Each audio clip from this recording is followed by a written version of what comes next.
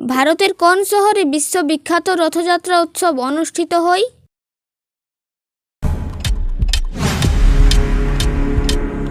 সঠিক উত্তর পুরী।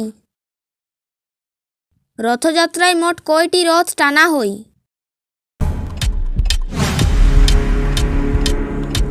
এর সঠিক উত্তরটি হবে 3টি, জগন্নাথ, বলরাম ও সুভদ্রার রথ।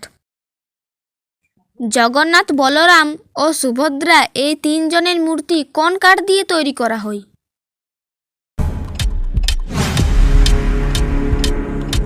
উত্তরটি হবে নিম কাঠ।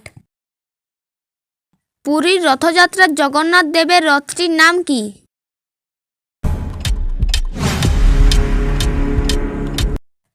সঠিক উত্তর নন্দীঘোষ। ভিডিওটি ভালো লেগে থাকলে সাবস্ক্রাইব বা ফলো করে আমাদের পাশে থাকবেন। জগন্নাথ দেবের রথের চাকার সংখ্যা কয়টি?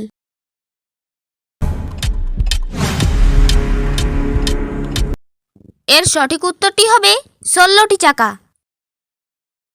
জগন্নাথ দেবের প্রধান ভোগ বা প্রসাদকে কি বলা হয়?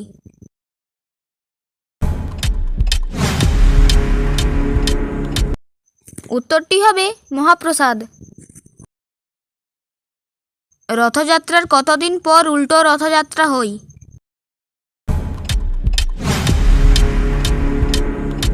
সঠিক উত্তর 9 দিন পর। ওড়িশা ছাড়া ভারতের আর কোন রাজ্যে ধুমধাম করে রথযাত্রা হয়?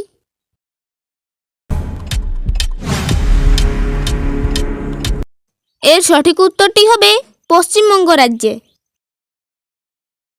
কত বছর পর পর জগন্নাথ দেবের মূর্তি পরিবর্তন করা হয়?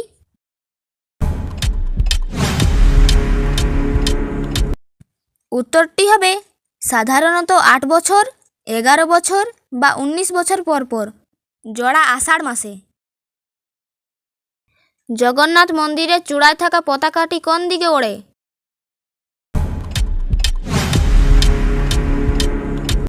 সঠিক উত্তর হাওয়ার বিপরীত দিকে। জগন্নাথ দেবের রথের রং কি কি হয়?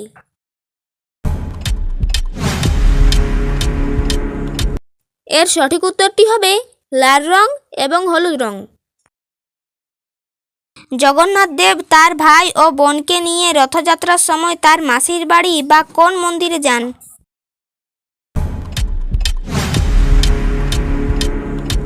এর সঠিক উত্তরটি হবে গুন্ডিচা মন্দির।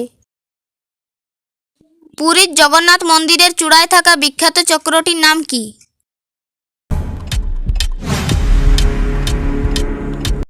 উত্তরটি হবে নীলচক্র।